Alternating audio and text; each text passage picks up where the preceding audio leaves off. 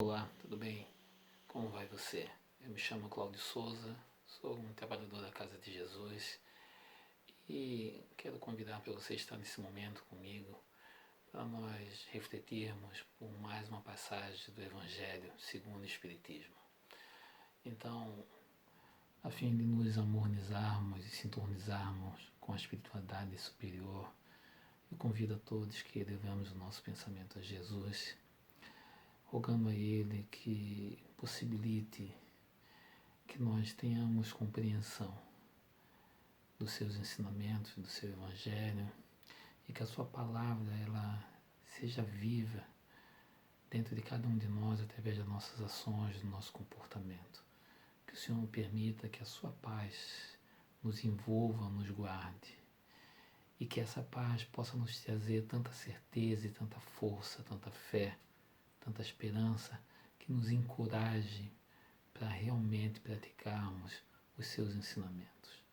Agradecendo a espiritualidade, a Jesus, a Deus, nós pedimos que o Senhor nos guarde e acompanhe nesse momento. Que assim seja. Então hoje nós falaremos sobre o capítulo 15 do Evangelho segundo o Espiritismo, cujo título é Fora da Caridade não há salvação.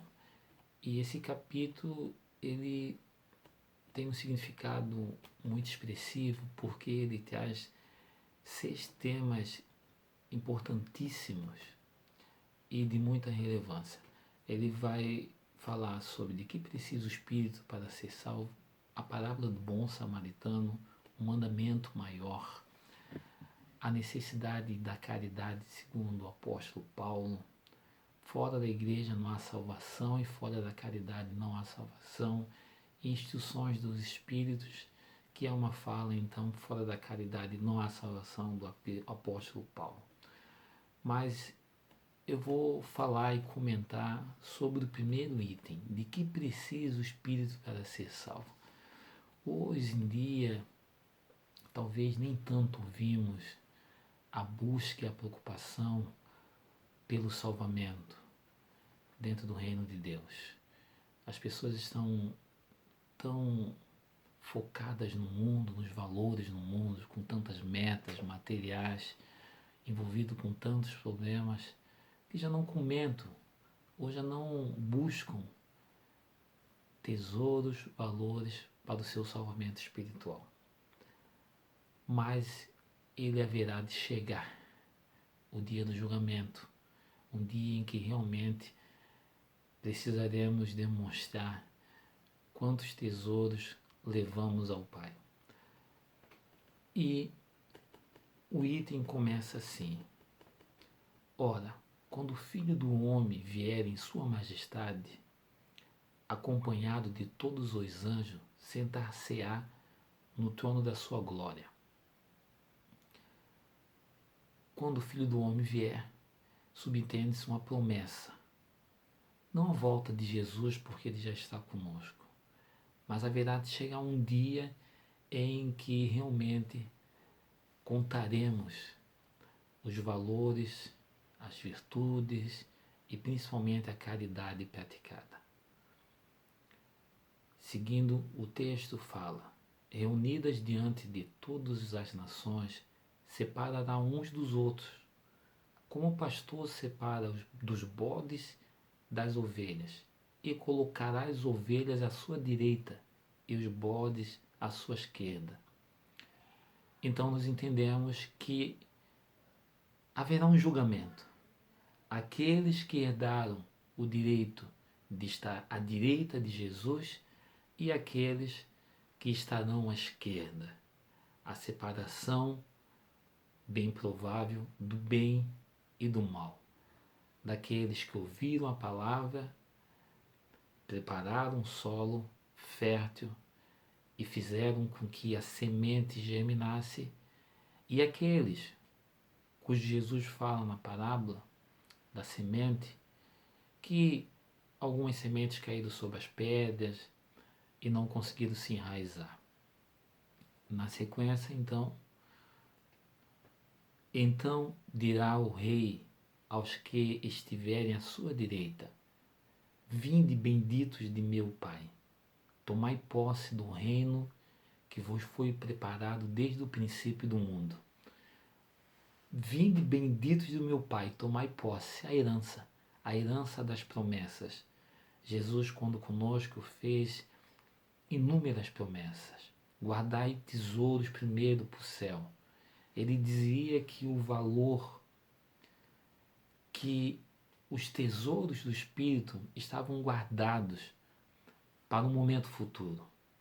E a recompensa do nosso esforço e dedicação, a recompensa pela obra bem praticada, por ouvir o seu Evangelho, haveria de chegar. E a recompensa é herdar os tesouros juntamente com Deus, da mesma forma com que nós, Pai, compartilhamos e dividimos nossos tesouros com nossos filhos.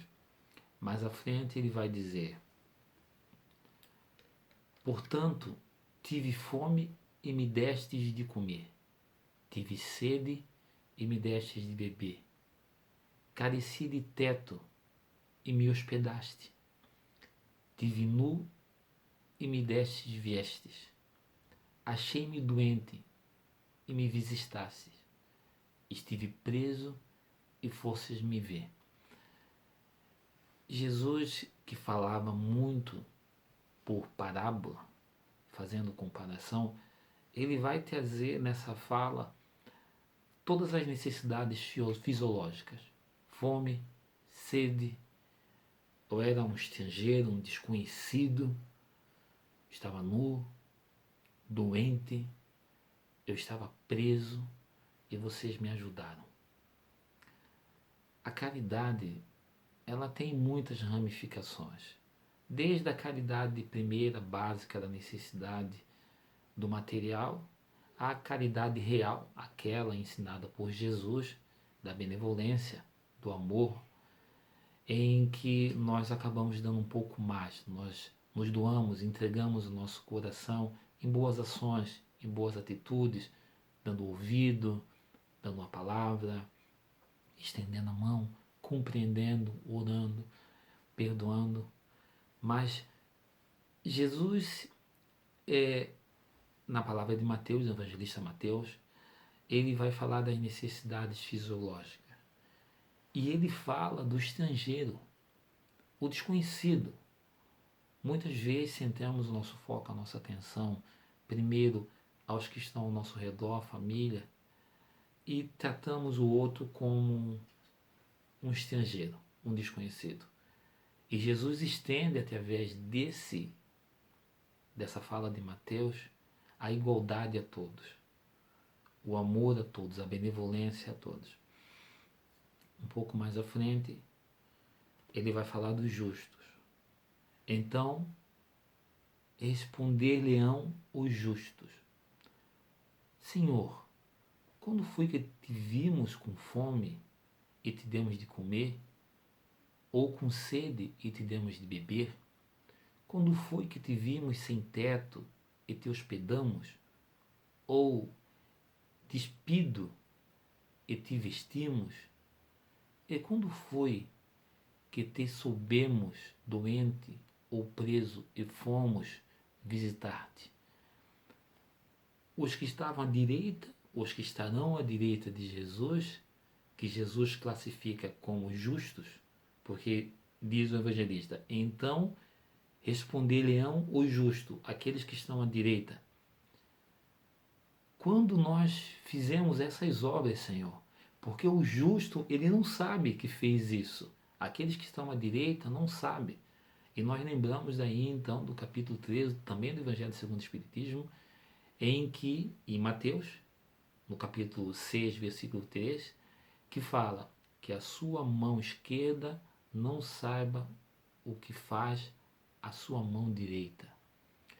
Então, o justo que já executa suas ações, que já pratica a caridade, o amor de forma tão sublime, tão automática, tão constante, ele vai dizer: eu nunca te vi, Senhor, eu nunca te tratei. Mas Jesus vai dizer: você que é o justo. É você que fez sem esperar a retribuição. É você que fez por confiar em mim. E aí, na sequência, e o rei responderá então a resposta do justo. Em verdade vos digo, toda vez que isso fizestes a um destes mais pequeninos dos meus irmãos, foi a mim mesmo que o fizestes. Então Jesus vai dizer que toda vez que praticarmos o bem, toda vez que formos benéficos, toda vez que praticarmos a caridade aos pequeninos, e Mateus vai falar daqueles que se referiam a Jesus como pequeninos, os abandonados, os desprezados, os que não recebem um bom lugar, os que não são bem recebidos.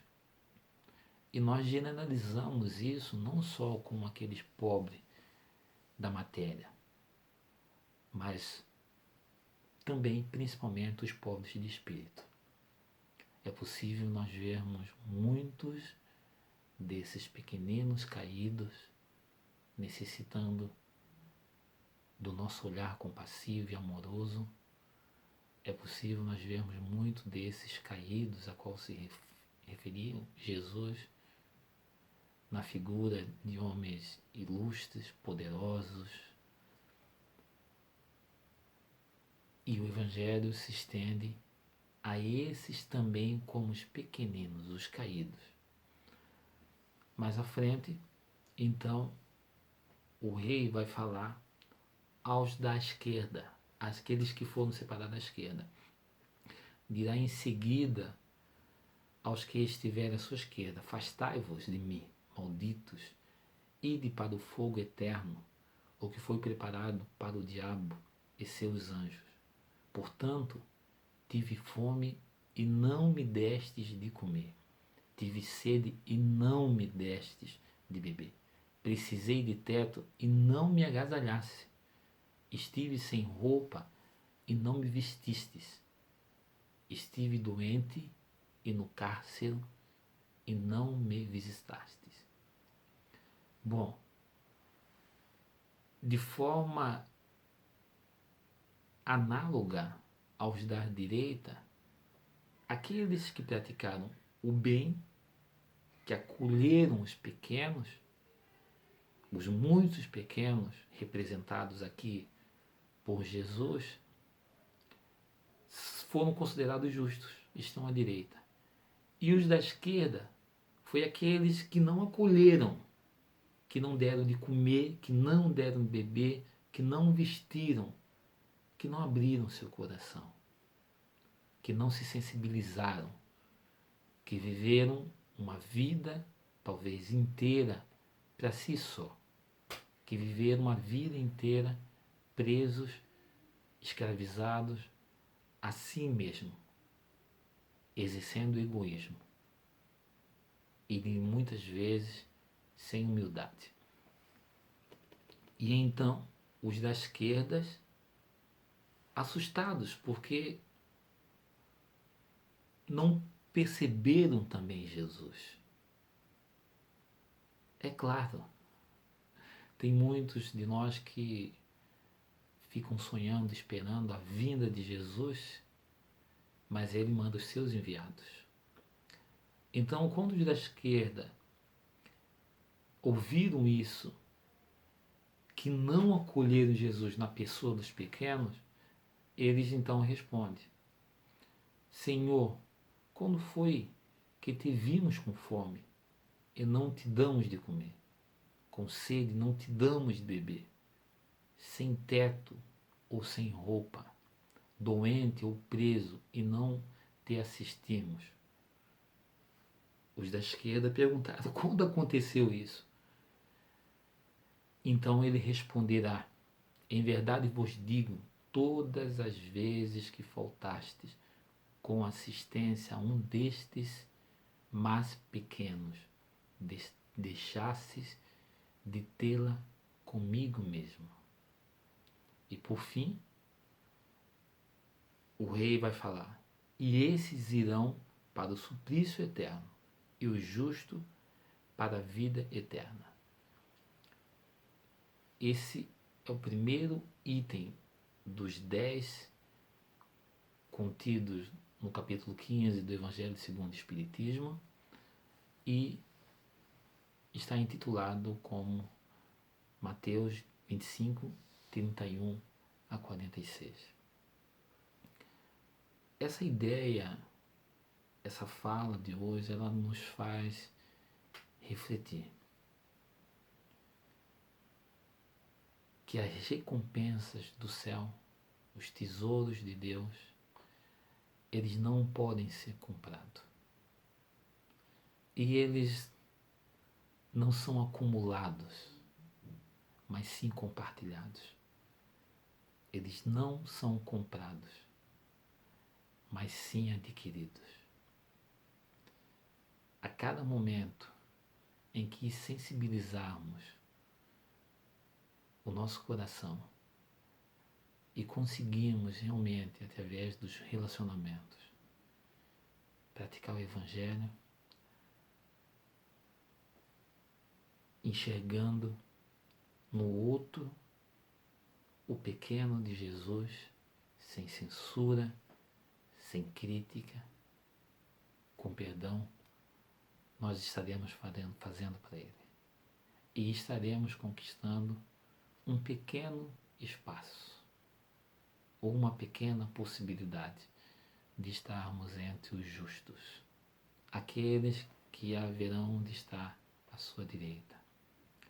Quando o Filho do Homem entrar na sua glória, e todos os santos anjos com ele, dirá: bem-aventurados do meu Pai, herdem o que foi preparado desde o começo da criação. Sente à minha direita, porque eu tive fome e vocês me deram de comer. Eu tive sede e vocês me deram de beber.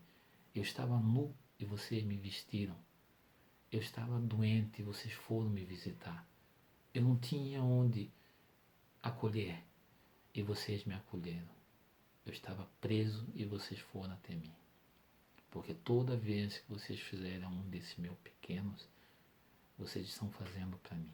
Toda vez que você fizer por aquele que está ao seu redor, que está mais próximo de você, que está ao alcance das suas vistas e do seu coração, você está fazendo por Jesus.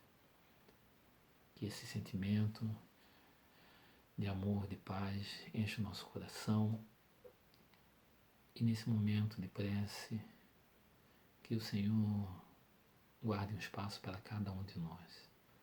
Que nós sejamos, Senhor, vencedores, merecedores de sermos também considerados justos. E que possamos a cada momento, a cada instante, a toda hora, aproveitarmos as oportunidades que são derramadas ao nosso leito em formas de bênçãos. Algumas com obstáculos, com desafios, mas pelo amor do Pai, pela bondade do Pai, são essas as oportunidades que o Senhor, rogamos a Ele que nos prepare, que nos qualifique e que nós tenhamos êxito de exercê-las. Muito obrigado a Jesus por esse momento. Que assim seja.